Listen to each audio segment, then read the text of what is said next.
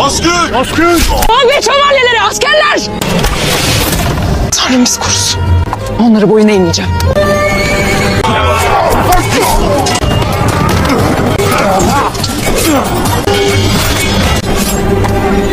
Kanun geldi prenses. Size ne de arkanızdaki güce boyun eğmeyeceğim. Orhan? Sesi. Afine'yi kollayın. Orhan'ın planı bu. Prenses Asborç'u babanız gibi esir etmişsiniz. Kaçın. Prenses kaçıyor. Koşun.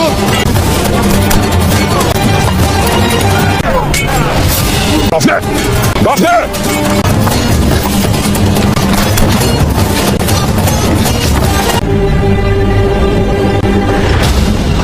Birine koşarsın Asborç'a. Umarım onlardan önce seni ben bulurum. Yayını bana ver çabuk. Asborç o taraftan gitti. Önünü kesin. Orhan onu bulmadan bul.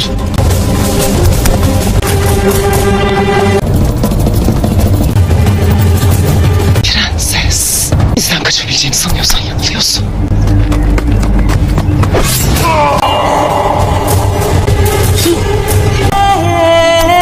Daha çok işimize yarayacak. Herkes Orhan'dan bilecek.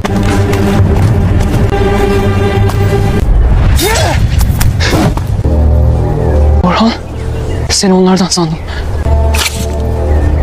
Ama sen olduğunu bilseydim kalbine saplardım. Teşekkür edeceğine. Bu ne öfke prenses.